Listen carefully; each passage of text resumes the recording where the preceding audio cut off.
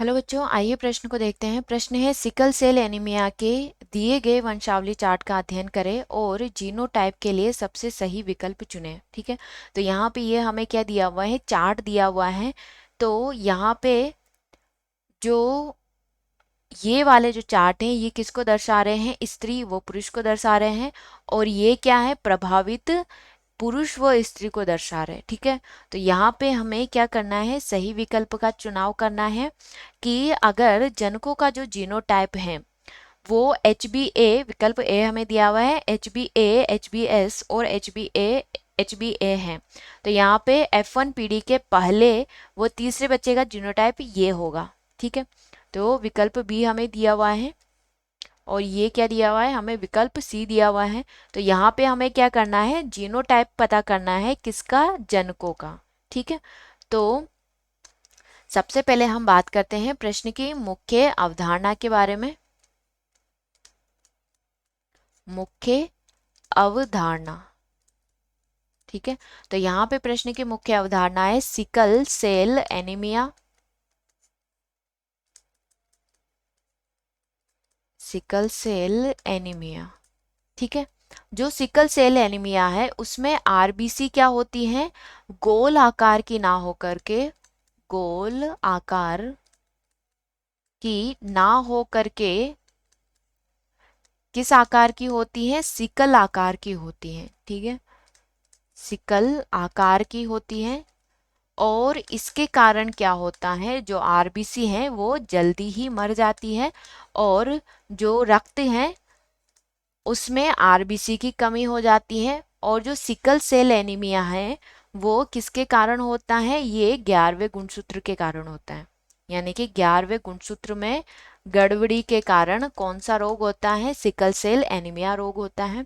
तो यहाँ पे हमें जो चार्ट दिया हुआ है उसमें जो पेरेंट है यानी कि जो जनक है वो क्या है, रोग मुक्त है। यानी कि ये कहीं ना कहीं रोग के क्या है, वाहक हैं। लेकिन इनमें क्या है, वो अप्रभावी है जिसके कारण इनमें रोग उत्पन्न नहीं हुआ और ये जो रोग है वो इनकी संतति में जाकर के प्रभावित हो गया।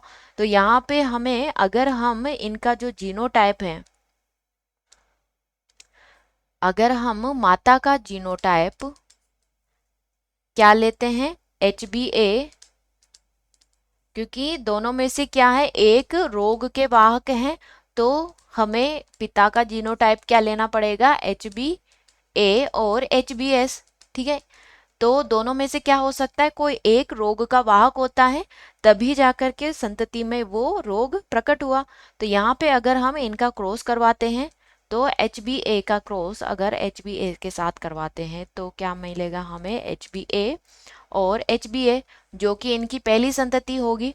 वहीं दूसरी संतति में क्या होगा, HbA और HbS। ठीक है, ये दूसरी संतति में होगा। और जो इनकी तीसरी संतति होगी उसमें क्या होगा, HbA और HbS। ठीक है, और चौथी संतति में क्या होगा, HbA HbS, HbA और HbS।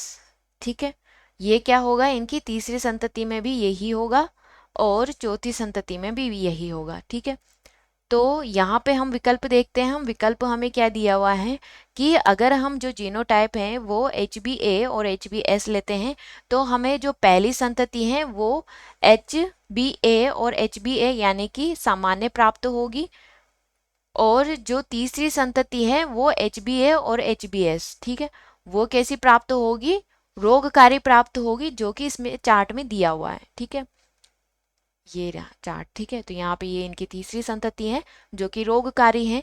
तो यहाँ पे क्या हो जाएगा, ये जो विकल्प हैं ये हमारा सही हो जाएगा, बाकी के जो विकल्प हैं वो गलत हो जाएंगे। ठीक है, तो हमें उनकी जांच करने की आवश्यकता नहीं है। तो यहाँ पे जो विकल्प ए क्या होगा, हमारा सही विकल्प होगा।